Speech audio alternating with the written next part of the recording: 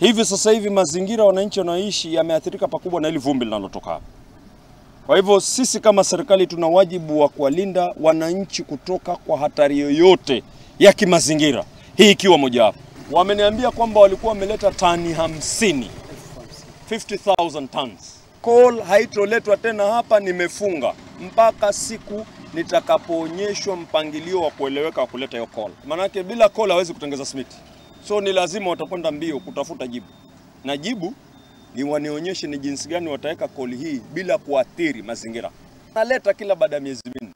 So nisipotatua hili tatizo leo litarudi tena. Ndio manake tunachukua hatua za mapema. I know watu wanajaribu kudiscourage coal. Na ningewaomba Bamburi waanze kuangalia option.